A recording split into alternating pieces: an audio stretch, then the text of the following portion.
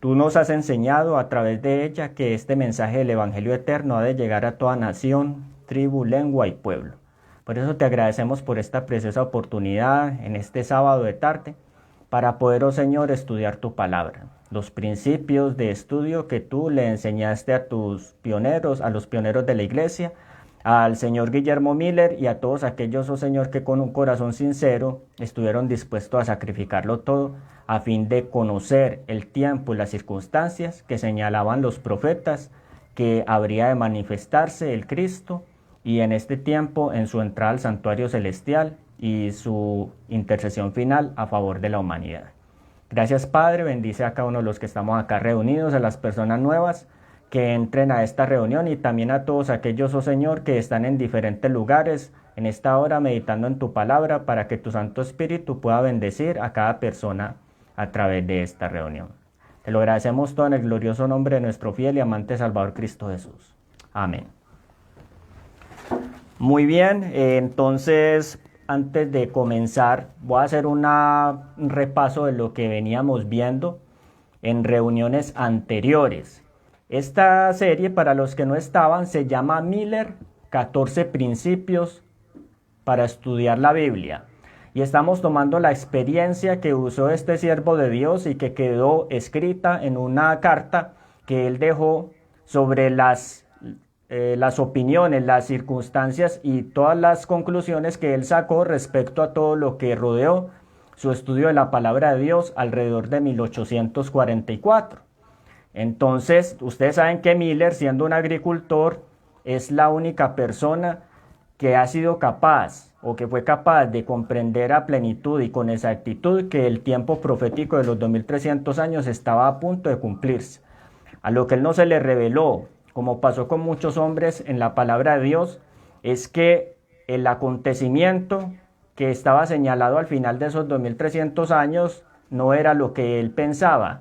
Él entendía que la purificación del santuario era la purificación de la tierra por fuego, pero no comprendía todo el contexto sobre el cual la Biblia habla y que, por ejemplo, en este trimestre, en la lección de escuela sabática, estamos estudiando en el libro de Hebreos sobre el santuario celestial. Entonces es muy importante que nosotros veamos que a pesar de eso, este hombre, los ángeles, le dieron todas las pautas, las claves para que él pudiera comprender las profecías. Como se está acercando el tiempo en que Jesús tiene que salir del lugar santísimo, nos estamos acercando a una circunstancia parecida. Y es el hecho de que necesitamos más que nunca comprender cuáles son esos principios de interpretación de la palabra de Dios a fin de que estemos preparados antes de que Jesús salga del lugar santísimo. Entonces, si me siguen con esto, vamos ahora sí a tomar la palabra de Dios.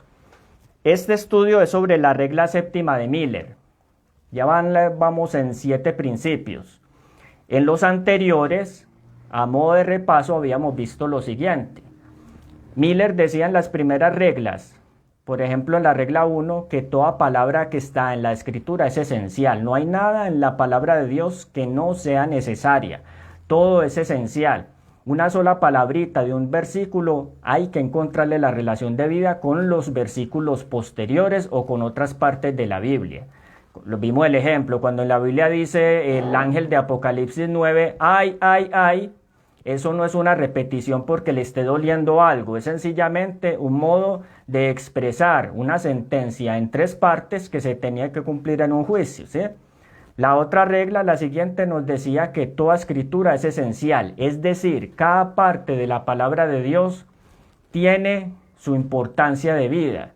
Hay personas que piensan que Apocalipsis no es un libro que se pueda estudiar, lo ven como un misterio, pero entonces rompen con este principio, porque así no logran comprender los propósitos que Dios dejó para su pueblo al final de los tiempos. También otra cosa muy importante es lo que él dijo en la tercera regla, y es que si nosotros queremos comprender las escrituras, se tiene que pedir con fe, sin dudar y con persistencia. Es decir, si nosotros queremos saber algo de las escrituras que no entendemos y nadie lo puede explicar, se lo podemos preguntar directamente al Señor. Y si pedimos con fe, Él lo va a revelar sin ningún problema. Pero hay que pedir con fe sin dudar. Y eso significa de que debemos ser perseverantes. Que las cosas tal vez no las entendamos de una, pero si nos tomamos el tiempo y le invertimos todo lo que el Señor ha dispuesto para que podamos comprender estas cosas, Él nos la va a revelar. Y Miller comprendió muy bien eso. Él lo aplicó durante 2 años consecutivos y el Señor le reveló la profecía más importante de las Sagradas Escrituras que competía a la situación de su pueblo, las circunstancias que rodearían el final de su obra intercesora en el santuario celestial hasta el final. Lo otro es que vimos otra regla donde entendíamos que la Biblia se interpreta sola. La Biblia no necesita intérpretes. Cuando alguien les dice a ustedes que la Biblia se debe interpretar, esa persona está ocupando un lugar que no le corresponde. Por ejemplo, nosotros estamos estudiando acá la Biblia, pero en ningún momento yo pretendo ser intérprete de las Escrituras. Simplemente les estoy presentando unas herramientas que Dios dejó para que por ustedes mismos las comprendan, siguiendo los principios de estudio que usaron Lutero, Martín Lutero, por ejemplo, que usaron los pioneros adventistas, que usaron los mismos discípulos de Cristo, a quienes Jesús les dijo, escudriñad las Escrituras. Eso le corresponde a cada persona. Eso no es algo que otro deba hacer por nosotros, que porque es pastor, ministro, anciano o maestro de las Escrituras. No, eso es un deber personal. Y para poder comprender las Escrituras hay que cavar, dice la sierva del Señor, como buscando tesoros escondidos, como si fueran vetas de una mina escondida. Eso es un principio muy importante, se requiere esfuerzo para poder comprender las Escrituras. Y la otra clase que habíamos visto, la quinta regla, hace referencia al hecho de que Jesús usó las parábolas y las figuras y que todas estas figuras representan una misma cosa. ¿Cómo así? Que cuando la Biblia, por ejemplo, nos habla de cuernos, de cabezas, o por ejemplo en el caso de la historia de José que lo vimos, se le mostró en un sueño 7 vacas gordas, 7 vacas flacas que se comían a las gordas, y después se repitió otro sueño para Faraón, donde se veían 7 espigas flacas y 7 espigas gordas y se comieron. Nosotros vimos en el texto de Génesis capítulo 42 que José dijo que esas cosas representan lo mismo. Cuando ustedes ven varias visiones en la Biblia, ellas tienden a representar un mismo suceso. Entonces eso es muy importante a la hora de estudiar las Escrituras. Por lo tanto, por ejemplo, si vamos al libro de Daniel, si ustedes cogen las visiones de Daniel, que son 4, hay personas que le dan diferente interpretación a los símbolos, pero entonces según este principio, las piernas de hierro de Daniel 2 corresponden a la bestia espantosa y terrible de Daniel 7 y ella corresponde al cuerno pequeño de Daniel 8 y corresponde al rey del norte de Daniel 11. Eso es un principio, entonces luego más adelante lo miraremos con más detenimiento, pero se les deja para que ustedes puedan comprenderlo.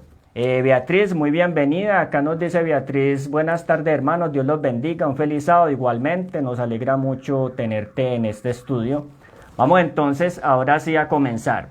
De una vez, de antemano les digo que como esto es un estudio, yo no pretendo hablar solo, les doy la oportunidad para que si quieren aporten o pregunten, listo, porque esa es la idea, que podamos hacerlo de esta manera. Permítanme entonces un momento, vamos a mirar entonces la séptima regla. Séptima regla de Miller dice, las visiones siempre son mencionadas como tales. Las visiones, esta séptima regla habla sobre las visiones y es sencilla. Las visiones siempre son mencionadas como tales. ¿Qué quiso decir Miller con que las visiones siempre son mencionadas como tales? Entonces vamos a mirar unos textos bíblicos donde nos va a hablar de las visiones como tal, ¿cierto? Y a través de ella vamos a ver.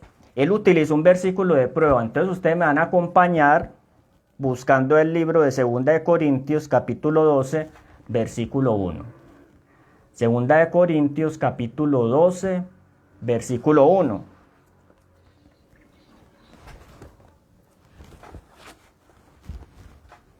Y yo les voy a poner acá un cuadro donde tenemos unas diapositivas y nos vamos a guiar porque hay unos textos que hay acá.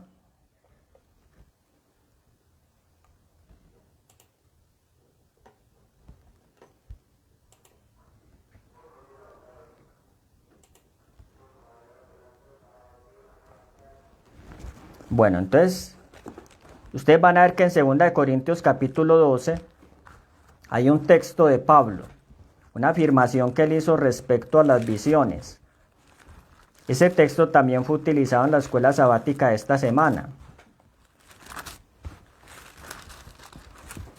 Dice lo siguiente, el apóstol Pablo: si es necesario gloriarme, aunque no conviene, mencionaré las visiones y revelaciones del Señor. Miren que Pablo está utilizando el término visiones y revelaciones. Dice, él estaba hablando de que si él se fuera a jactar, a él no le convendría eso, pero que él quería referirse a que de todas maneras él como apóstol había recibido un ministerio y que parte de ese ministerio el Señor se le había manifestado a través de visiones. Cuando la palabra de Dios está hablando de visión, está utilizando una palabra griega, optasía, que significa lo que se ve. Es muy importante comprender la naturaleza en que se presentaban las visiones. Visiones era eso, de visión, lo que se ve. Muchas personas no entienden la naturaleza de ellas.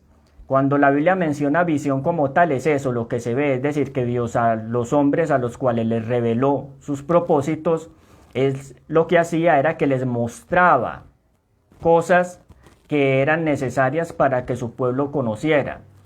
Revelaciones del futuro, también amonestaciones, no todo era mostrar el futuro, sino que habían amonestaciones y reprensiones, consejos, instrucciones, todo eso es lo que se veía a través de las visiones.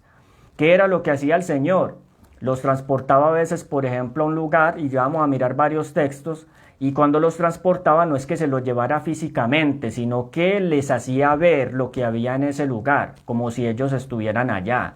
Eso es muy importante porque hay personas que hoy en día confunden las visiones con lo que la nueva era llama el desdoblamiento. Piensan que es que a un profeta Dios lo desdoblaba y se lo llevaba como si realmente él tuviera un alma, un espíritu que pudiera salirse del cuerpo. Y eso no es así. La palabra de Dios enseña claramente que visión es eso, lo que se ve. ¿Sí? Entonces eso es muy importante. En 2 Corintios capítulo 12, versículo 1, Pablo nos hace referencia a eso. Vamos a mirar entonces unos textos de la Biblia donde nos va a indicar, y eso es como si estuviéramos usando la concordancia, nos va a indicar el término de las visiones. Vamos a buscar entonces el libro de, por ejemplo, a ustedes en la pantalla lo van a ver, tenemos Génesis capítulo 15, versículo 1. Génesis capítulo 15, versículo 1, miren que dice lo siguiente. Acá lo tienen en la pantalla en la parte superior izquierda. Dice, después de estas cosas, vino palabra de Jehová a Abraham en visión, diciendo, no temas, Abraham, yo soy tu escudo y soy tu galardón, que es sobremanera grande. Vino, miren que, ¿qué es lo que vino en visión? La palabra de Jehová. Es decir, las visiones eran dadas para revelar la voluntad de Dios, su palabra. Él hablaba con ellos a través de las visiones. Por ejemplo, tenemos otro texto acá que aparece en el libro de Números. Números capítulo 12, versículo 6, donde dice el Señor, le dijo a Moisés y a María que estaban, a Aarón y a María que estaban discutiendo sobre la autoridad de Moisés, que Dios le había dado a Moisés. Y él les dice en Números 12, 6, oíd ahora mis palabras. Si entre vosotros hubiere profeta de Jehová, yo le apareceré en visión, en sueños hablaré con él. Es decir, cuando el Señor va a hablar a un hombre, él se le aparece en visión, y esa visión implica que puede aparecérsele en sueños. Entonces hay visiones en las que Dios les hablaba directamente mientras ellos estaban en pie, pero había visiones que él les refería mientras estaban dormidos a través de sueños. Vamos a mirar más textos. El libro de Salmos, capítulo 89, versículo 19, dice David, entonces hablaste en visión a tu santo, es Dios el que habla, y dijiste, he puesto el socorro sobre uno que es poderoso, he enaltecido a un escogido de mi pueblo. Dios habla a través de la visión.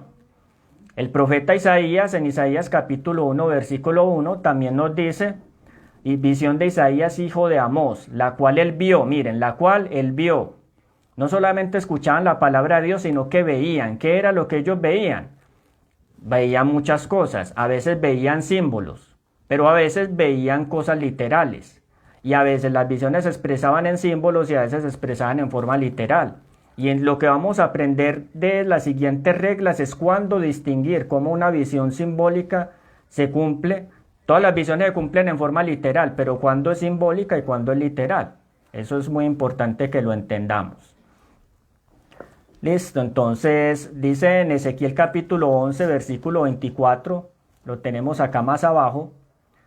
Luego me levantó el espíritu, dice Ezequiel, y me volvió a llevar en visión del Espíritu de Dios a la tierra de los caldeos, a los cautivos, y se fue de mí la visión que había visto. El profeta Ezequiel, en el capítulo 8, él dice que el Espíritu de Dios lo tomó por unas trenzas que él tenía en la cabeza y se lo llevó a la tierra de Israel. Pero acá, en este texto, nos está diciendo que el Espíritu volvió y después que terminó la visión se lo llevó a la tierra de Babilonia, pero entonces nosotros sabemos que no se lo llevó físicamente, sino que era en visión. Él estaba en Babilonia. Lo que pasa es que en la visión Dios lo transportó a la tierra de Israel como si realmente estuviera allá y luego lo devolvió. ¿Sí? Pero entonces todo fue en visión, o sea, lo que se ve, que eso es lo que significa. Dice acá en Daniel 8:1, siguiendo los textos, en el año tercero del reinado del rey Belsasar, me apareció una visión a mí, Daniel, después de aquella que me había aparecido antes. El profeta Abdías también habla lo mismo. Comienzan los profetas siempre diciendo visión de Abdías, así como comenzó Isaías, ¿cierto? Lo que el Señor dijo en cuanto a Edom, es decir, una proclama de condena sobre los edomitas, que habían sido enemigos de Israel y se encargaron de destruirlos cuando los babilonios los llevaron cautivos a Babilonia. En este texto de Hechos 11:5 es muy particular lo que dice Pedro. Hechos 11:5, estaba yo en la ciudad de Jope orando y vi en éxtasis, miren la palabra que utiliza, en éxtasis, una visión. Un vaso como un gran lienzo que descendía por los 4 cabos, era bajado del cielo y venía hasta mí. ¿Qué significa eso, éxtasis? Éxtasis es una palabra griega que significa asombro, repentino. Es decir, cuando él dice que fue tomado en éxtasis, el éxtasis como tal no es la visión, sino que fue que él estaba en un momento donde no esperaba que el Señor lo fuera a tomar en visión y lo tomó de repente y él se llenó de asombro por lo que estaba sucediendo. Nos puede indicar de que Pedro no era una persona acostumbrada a recibir visiones y por eso lo sorprendió, ¿cierto? Y en Apocalipsis capítulo 9 versículo 17 nos dice, por ejemplo, el apóstol Juan, y así vi en visión los caballos y a los que sobre ellos estaban sentados, los cuales tenían corazas de fuego, de jacinto y de azufre. Miren que acá utiliza elementos simbólicos y la cabeza de los caballos era como cabezas de leones y de su boca salía fuego, humo y azufre. Entonces, de estos textos, ¿qué podemos sacar? Muchas ideas. Por ejemplo, lo uno, que Dios lo utilizaba para hablar. Dios utilizaba las visiones para hablar. Segundo, que Dios en las visiones les mostraba imágenes, figuras simbólicas, pero también les podía hablar literalmente, ¿sí?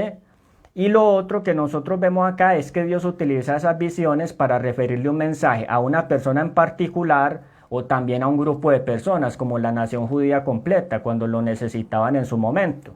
Entonces, estos textos son pruebas o evidencias que dejó Guillermo Miller para entender que es que cuando la Biblia habla de visión hay que entenderla como tal.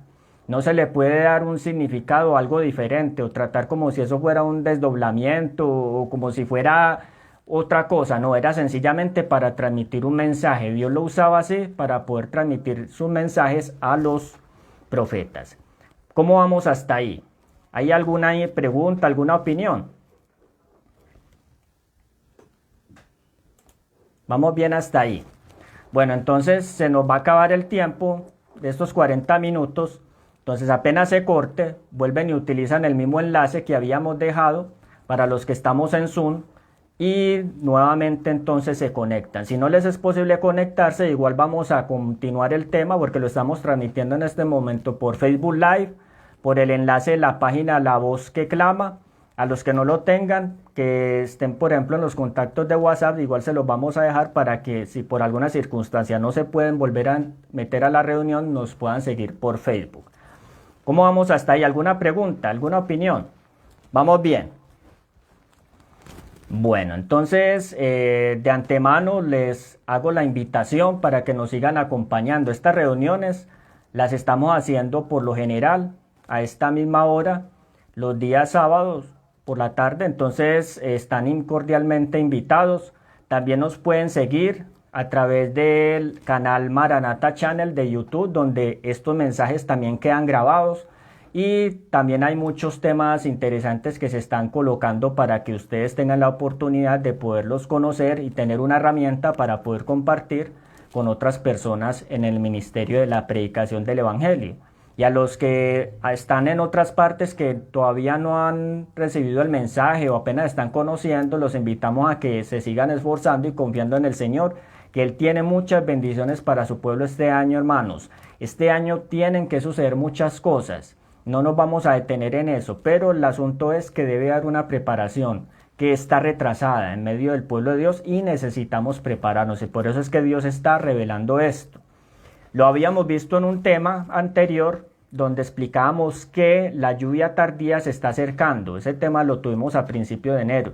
Y la lluvia tardía tiene que ver con la revelación profética a través de estos principios, como Dios se los entregó a su pueblo a través de personas como Guillermo Miller. Estos mismos principios hemos utilizado varias veces textos que están también en el espíritu de profecía y que muestran la relación y que realmente este hombre estaba en lo correcto, porque el espíritu de profecía también los usa y los muestra como parte de nuestro estudio. Vamos entonces a continuar. Vamos a tomar ahora ejemplos de dos temas, de dos visiones en la Biblia, para que veamos la naturaleza de ellas y cómo se aplican. Lo más probable es que en cualquier momento se corta, entonces los invito para que se vuelvan a unir apenas termine. Mientras tanto, yo les voy a seguir compartiendo lo que teníamos acá hasta el momento. Vamos entonces a mirar las diapositivas nuevamente.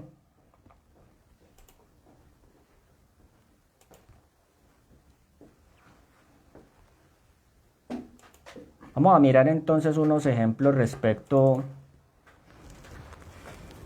a lo que significan las visiones, la naturaleza de las visiones y cómo es que Dios se manifestaba. Entonces, para esto vamos a ir al libro del Hechos capítulo 10.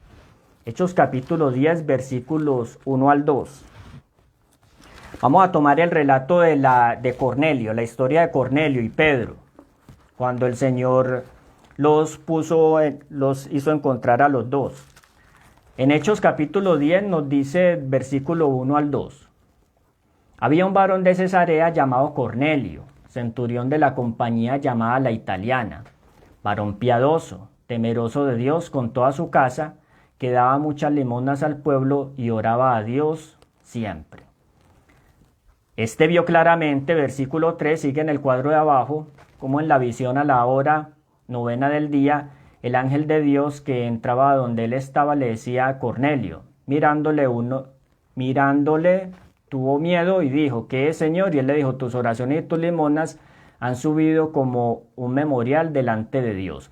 Bueno, antes de continuar este versículo, si se para la transmisión, entonces vamos a tomarnos unos 5 minutos, listo, para hacer un break y organizar unas cosas y volver con la otra parte del tema, listo. En 5 minutos, apenas termine la transmisión, volvemos y nos reunimos por Zoom. Mientras tanto, hacemos un lapso y luego continuamos por Facebook también. Entonces sigamos. Dice acá, le dice el ángel a Cornelio, tus oraciones y tus limonas han subido como un memorial delante de Dios. Envía pues ahora hombres a Jope y haz venir a Simón, que tiene por sobrenombre Pedro. Este posa en casa de cierto Simón curtidor, que tiene su casa junto al mar. Él te dirá lo que debes hacer. ¿Qué fue lo que vio Cornelio en visión? Fue en visión, un ángel. Pero si ustedes notan, el ángel acá no le habló a Cornelio en símbolos, sino que directamente le dijo que era lo que tenía que hacer, buscar a Pedro en la casa de un Simón curtidor que vivía junto al mar. Eso es una referencia de una visión literal. Ahí no hay símbolos de nada. Dios sencillamente le está mostrando a Cornelio qué es lo que tiene que hacer, pero en visión. Es decir, hizo que su mente viera cosas que no podría ver naturalmente. Y es al ángel dándole instrucciones, ¿cierto? Entonces acá hay un ejemplo. Ahora vamos a leer el versículo 9. Vamos a pasarnos al 9, está en el cuadro acá al lado derecho. Y ya nos vamos a ir a donde Pedro.